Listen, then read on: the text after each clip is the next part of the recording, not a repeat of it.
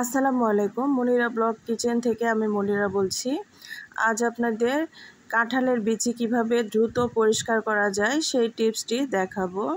দেখুন আমার কাঁঠালের বিচিগুলো খুব সহজেই কিভাবে পরিষ্কার করে নিয়েছি।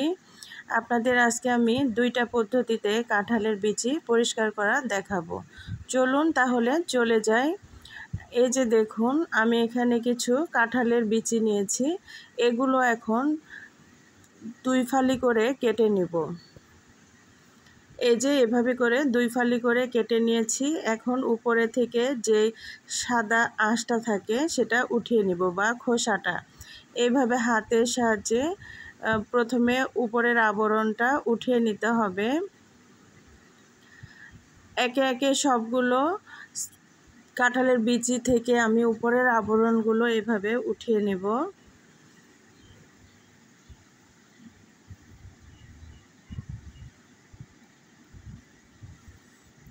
সবগুলো কাঁঠালের বিচি আমি এভাবে একটু সময় নিয়ে আবরণগুলো উঠিয়ে নিব। নেওয়ার পরে এখন আমি আপনাদের পদ্ধতিগুলো দেখাবো, কালো অংশগুলো কিভাবে উঠিয়ে ফেলবো, কালো বা লাল অংশগুলো। তো এই যে দেখুন এখানে আমি এই সবগুলো কাঁঠালের বিচির উপরের যে খোসাটা ছিল ওটা উঠিয়ে নিয়েছি। নিয়ে এখন অর্ধেকটা আমি একটা পদ্ধতিতে দেখাবো।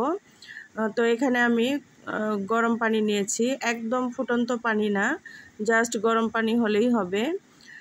এখন আমি এখানে দিয়ে দিলাম লবণ দেওয়ার পরে এখানে আরও ব্যবহার করতে হবে লেবুর রস। এভাবে দিতে হবে গরম পানির মধ্যে। অতিরিক্ত লেবু দেওয়ার দরকার নেই, একটা ফালি এভাবে চিপে দিলেই হবে। দিয়ে এখন আমি কাঁঠালের বিচির অর্ধেকটা এখানে দিয়ে দিব। দিয়ে কাঁঠালের বিচিটা 10 থেকে 15 মিনিট একটু এই পানির মধ্যে ভিজিয়ে রাখবো।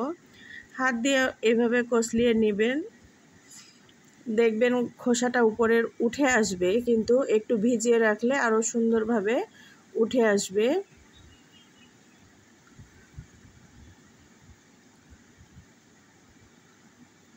তো এখন আমি কাঁঠালের বিচিগুলো এভাবে ভিজিয়ে রেখে দিলাম 10 মিনিট। 10 মিনিট পরে ফিরে আসলাম। এখন দেখুন হাত দিয়ে এভাবে একটু কষলিয়ে নিতে হবে, তাহলে উপরের আবরণগুলো একদম উঠে যাবে। বেশি কষ্ট করার কোনো প্রয়োজন নেই, এইভাবে হাত দিয়ে একটু কষলিয়ে নেবেন 2-3 মিনিটের মতো, তাহলে দেখবেন উপরের আবরণগুলো একদমই পরিষ্কার হয়ে যাবে।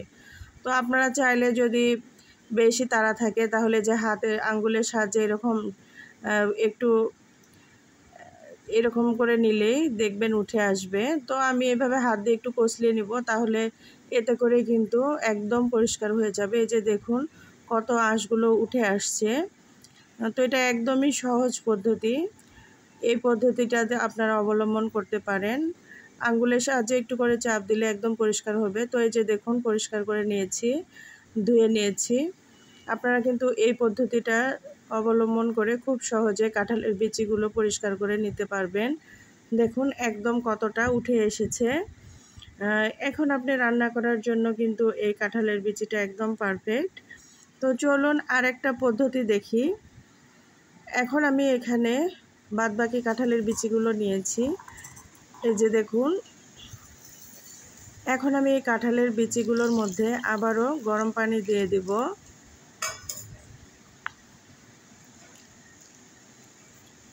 গরম পানি দেওয়ার পর আবারও লেবুর রস আর এখানে লবণ দিয়ে দিব। এখানে একটা স্লাইস মতো আমি লেবু দিয়েছি, অতিরিক্ত লেবু দেওয়ার কোনো দরকার নেই। এইভাবে কাঁঠালের বিচি পরিষ্কার করে কিন্তু ফ্রিজেও রেখে দিতে পারেন। আর এই যে একটা পানির যেই মামপট থাকে সেই মামপটটা আমি নিয়েছি। এই মামপটে এখন আমি কাঁঠালের বিচিগুলো দিয়ে দেব। লবণ, লেবুর রস, গরম পানি আর কাঁঠালের বিচিগুলো এখন আমি এইভাবে মামপটের মধ্যে দিয়ে দিচ্ছি। বা আপনারা চাইলে বোতলও দিতে পারেন, সেই ক্ষেত্রে বোতলের মুখ ছোট হলে বের হতে একটু সমস্যা হয়, এর জন্য আমি মামপটের মধ্যেই নিলাম। বা যে কোনো একটা কৌটাতেও নিতে পারেন, যে কোনো একটা জারে নিতে পারেন।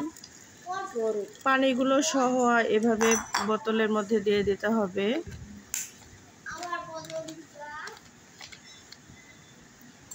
এখন কি করব দেখুন, মামপটটাকে এভাবে হাত দিয়ে ঝাঁকাতে হবে। একটু সময় নিয়ে ৩-৪ মিনিট এভাবে ঝাঁকালেই দেখবেন খোসাগুলো একদমই পরিষ্কার হয়ে যাবে। তো আমি এভাবে ঝাঁকাইতেছি। তো ঝাঁকাইতে ঝাঁকাইতে দেখুন, আপনার যদি কারোর উপর রাগ থাকে সেটাও মিটে নিতে পারেন।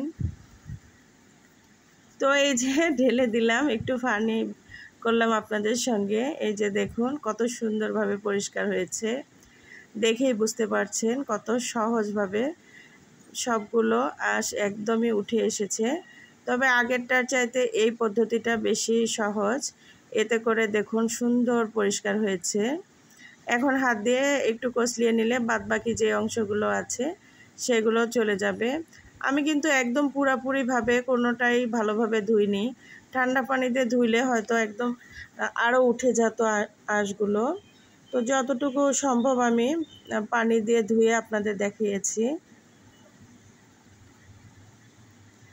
এই যে এখন এরকম পানিগুলো দিয়ে, আমার কিছু পানি ছিল, পানিগুলো দিয়ে একটু ধুয়ে নিব। জাস্ট এইটুকুই পানি দিয়ে ধুয়েছি, আরও ধুইলে হয়তো আরও উপরের আঁশগুলো উঠে যেত। আপনারা ভালো করে লক্ষ্য করলেই বুঝতে পারবেন। তো আমার পদ্ধতি দুটো আপনাদের কেমন লাগলো অবশ্যই কমেন্ট করে জানাবেন।